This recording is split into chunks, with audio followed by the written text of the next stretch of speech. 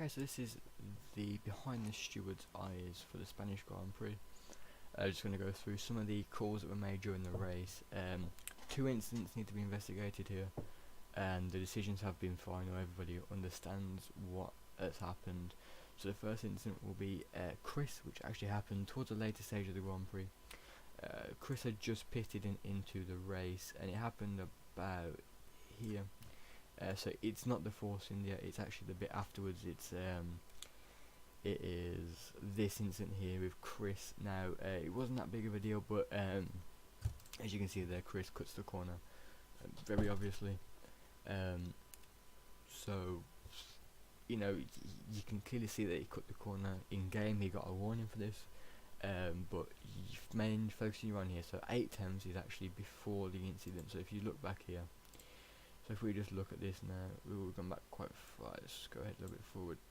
So if you look up here, look at the gap, it's about 7 tenths, about 8 tenths sort of thing, and this is when they're coming towards the back straight. This guy had a really bad race, so we'll just leave that part. He DNF'd anyway, but it's this part here. So look at the gap, about 7 tenths, goes to about 8, but then he cuts the corner, and look at the gap jump from about 8 to about 1.1. Now they decided to leave this and not make any decisions simply because of the end result of the race. He won by 14 seconds. Sven got 4th in the end after taking some penalties. It would not have changed the end result. Sven would have still been 8 tenths behind on the straight and would have had, I think he would have had DRS, but as I said, it wouldn't have changed the result.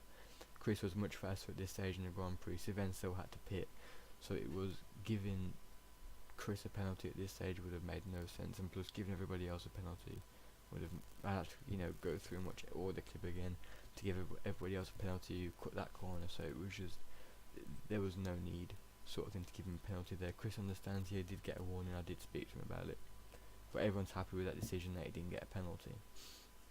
And the next one, which actually did result in a penalty, happened at this stage here, about 25 minutes into the race.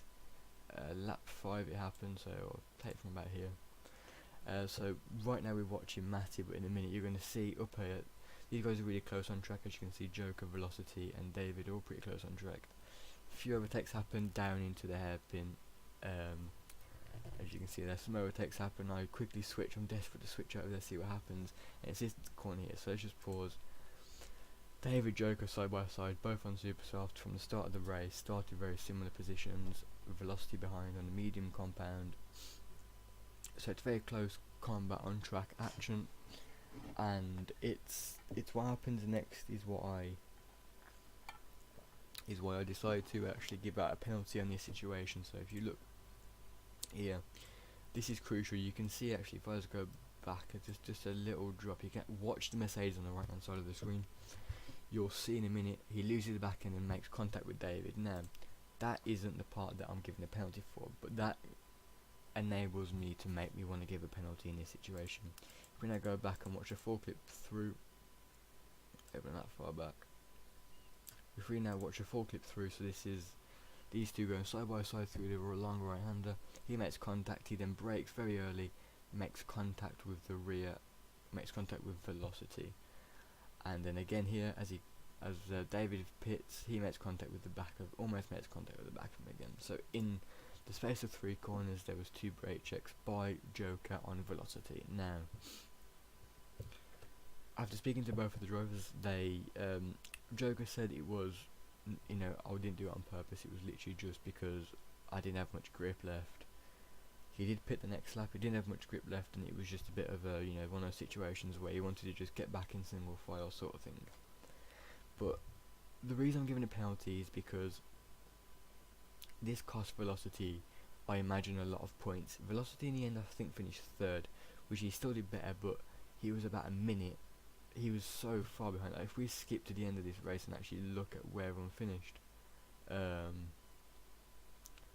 you can see here that Velocity finished 3rd. He was 30 seconds off the lead and was on the same strategy as Chris, but just flipped. So right there you can see that 30 seconds, and he was on that he had that broken chipped front wing for about 10 to 15 laps. Now he only lost an end plate, so that was about 2/10 of a second probably per lap that he lost. But if you add that over the 10 laps, we're talking, he's lost a lot of time in that situation. He's losing a lot of time, so overall he probably lost about 2 seconds or 3 seconds, which in Formula 1 a second is a long time. So losing 3 seconds because of contact, because somebody braked too early, because they had no grip, which was caused by themselves for losing the back end in the corner, it sort of just doesn't seem fair. And I think for that reason is why I gave Joker a 1 place grid penalty. So as you can see here, Joker finished P6 and David finished P7. This also very helps David out as well, because contact was made between Joker and David. As you saw, Joker lost the back end and hit David. So for that reason as well, I'm going to decide to switch those two around, put Joker in 7th and put David in 6th. And it's all been told to the group. A few arguments obviously happened about that, because Joker wasn't happy, but I think eventually he's going to understand exactly what happened, especially when this video comes out. But yeah, that has been the 2 incidents that happened in the Spanish Grand Prix. A lot more happened in the race. A lot of people got penalties, but that was just for different things that I'm not going to even bother looking at, because they're just can't really be asked. But yeah, apart from that, it was a very good race for the 5th round. Chris dominated the whole thing. So yeah, it's been a very good race. Make sure you tune in to the next one. If you want to watch the whole race again, you can just click on the link in the description, go over to the Twitch channel, and you can watch the whole race there.